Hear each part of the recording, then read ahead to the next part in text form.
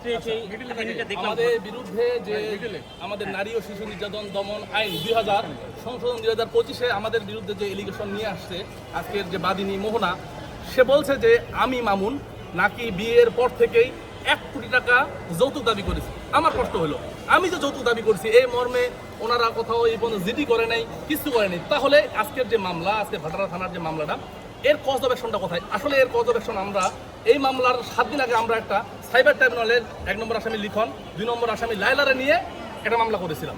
আচ্ছা, প্রশ্নটা হলো এই মামলা যখন করেছি আমরা, এই মামলা নিয়ে যখন আমার মোহনার সাথে আজকে মামুনের আজকে যে আসামি মামুনের যখন কথাবার্তা হয় যে তোমার ইন্ধনে আমার মাকে, আমার বাবাকে, আমাকে নিয়ে কুরুচিপূর্ণ বক্তব্য ভিডিও প্রকাশ করলো কীভাবে, এই যে আমাদের যে ছলা পরামর্শ আলাপ আলোচনা, এর থেকেই এই মামলার আজকে উৎপত্তি।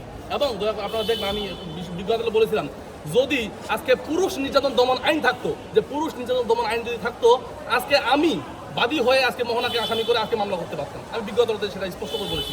আসলে পুরুষ নির্যাতন দমন আইন নাই বিধায় আজকে আমি আসামি হয়েছি, মোহনা হয়েছে বাদী। আমার বিরুদ্ধে যে তারা কি করলো, 1 কোটি টাকা এলিগেশন আনলো এবং তারা করলো একটা কুর্মিটোলা জেনারেল হাসপাতালে গিয়ে একটা স্লিপ নিয়ে আসলো। এই স্লিপটার এলিমেন্টস কি? এই স্লিপটা এলিমেন্টস হলো 11 গ করতে একটা টোকেন লাগে। এই টোকেন ছাড়া এই মামলায় অন্য কিছু নেই, সম্পূর্ণ একটা ভিত্তি ও মিথ্যা ভিত্তি একটা মামলা করছে। আমরা বিজ্ঞ আদালতে বলেছি, কিন্তু বিজ্ঞ আদালত আজকে যেহেতু আমাদের প্রোডাকশন কোর্ট, বিজ্ঞ আদালত সিডাব্লিউ জেলা প্রয়োজনের নির্দেশ দিয়েছেন। আমরা বিজ্ঞ আদালতে বলেছি এটা একটা মিথ্যা ও হয়রানিমূলক মামলা। পরে আমরা পরবর্তীতে আচ্ছা, মামুনকে কি আজকে কোর্টে কি চালান করে দিয়েছে? হ্যাঁ, আজকে সে সিডাব্লিউ জেলাতে চলে গেছে।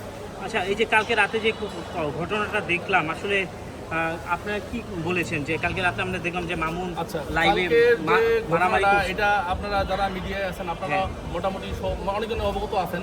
আমি বিজ্ঞ আদালতকে এও বলেছি, যদি এটা নারী ও শিশু নির্যাতন না হয়, পুরুষ ও শিশু নির্যাতন হইতো, তাহলে আমরা আজকে বাদী হইতে পারতাম।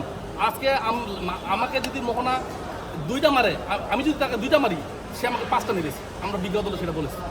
এবং লাইভে মামুন বলতেছিল যদি আজকে আমি মারা যাই তাহলে এটা আসলে আমি এই বিষয় নিয়েও বিজ্ঞ আদালতকে একটা সাবমিশন দিয়েছি যে স্যার, একটার পর একটা ভিত্তি ও মিথ্যা মামলা, এই একমাত্র লিখন লায়লা এখন শুরু হয়েছে মোহনার কাছ থেকে। আমি যে বাসে রয়েছি, আমি যে আজকে বাসে রয়েছি, এটা আমি আল্লাহর কাছে শুকরিয়া আদায় করি। আমি আত্মহত্যা করিনি, কারণ এত প্রেশার তো আমি নিতে পারছি না। সে মানসিক ডিপ্রেশনে চলে গেছে। অনেকে লাইভে অভিযোগ করছে, আসলে আপনি উত্তর দিবেন, যে মামুন হচ্ছে লায়লার সাথেও এরকম ঘটনা ঘটিয়েছে, চোখে মেরেছে এবং মোহনা তো সেম ঘটনাই ঘটেছে। এটা যারা বলে তারা কারা জানেন? কিছু মানুষ আছে যে মামুন এত প্রতিষ্ঠিত কেন। আজকে মামুন যে জায়গায় আসছে, এই জায়গায় তো ভাই ইচ্ছা করলেও অনেকজন আসতে পারে না। এই জায়গায় সে অনেক কঠোর পরিশ্রম করে আসছে। তার ঈর্ষান্বিত হয়ে অনেকজন এই কথাগুলো বলতেছে। মামুনের আর এখানে ভাইরাল হওয়ার কি আছে? মামুনের ভাইরাল হওয়ার কিছু নেই, বরঞ্চ মামুনকে হাতিয়ার করে এই সুযোগটা অন্যজন নিচ্ছে। লায়লা নিছে, এখন মোহনা নিতে যাচ্ছে। জানি না সে কতটা সাফল্য লাভ করবে। আপনি কি বলতে চান? মামুনের জামিনটা মানে খুব স্পষ্ট, শুক্রবার ছিল, এছাড়া